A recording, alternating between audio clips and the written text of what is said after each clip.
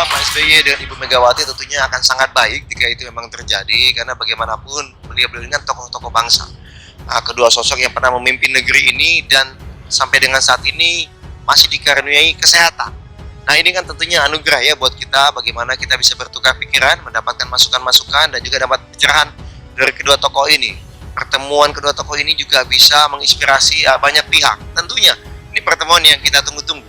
Di sisi yang lain, pertemuan ini adalah antara Pak SBY dan Ibu Mega ya. Sedangkan untuk bicara mengenai koalisi dan kerjasama itu adalah untuk kepentingan bangsa dan negara. Di sisi lain juga saya pikir itu kan sebuah ungkapan bahwa beliau ya mau tidak mau pilihannya harus bergabung di antara koalisi Mas Ganjar atau Pak Prabowo, karena aturan dari Pilpres kita tidak memperbolehkan sebuah partai itu tidak berkoalisi dengan capres-cawapres manapun. Dan mau tidak mau ketika kemudian sudah menyatakan dirinya keluar ya tinggal kemudian dicari koalisi mana yang terbaik, dan kalau mau diterka dalam beberapa bulan ke belakang kita bisa menerka komunikasi politik lebih banyak dilakukan, dan yang cukup mencengangkan kan adalah pertemuan Mbak Puan dengan Mas AHY. Teman-teman Demokrat saya kira komunikasi terus-menerus ya, setelah kejadian dengan teman-teman dari DPP. Saya mendapat informasi ya, tapi kalau saya pribadi. Demokrat condong pilih Ganjar Pranowo dibandingkan Prabowo Subianto, nyaman dengan PDIP daripada Gerindra.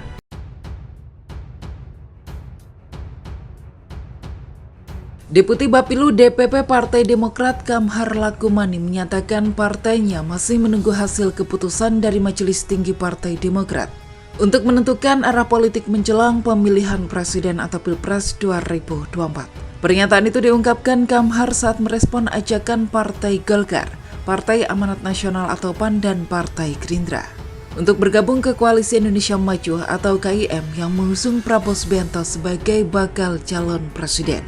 Kamhar mengatakan sesuai konstitusi partai, keputusan tersebut menjadi ranah dan kewenangan Majelis Tinggi Partai.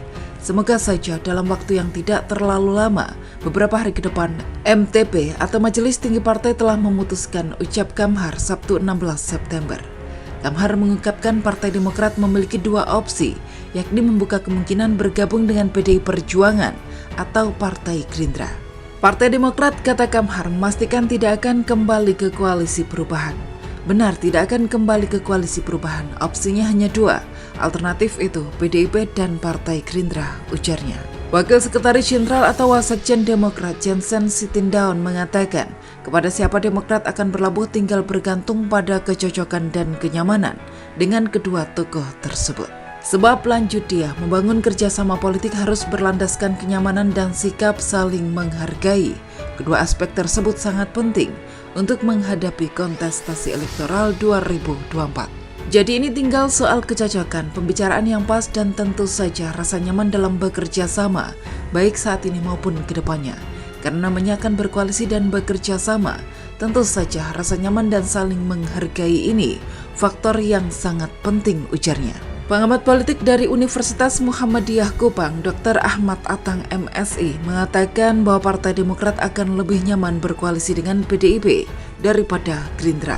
Pasalnya, belakangan Demokrat lebih intens berkomunikasi dengan PDIP setelah keluar dari Koalisi Perubahan Anies Baswedan.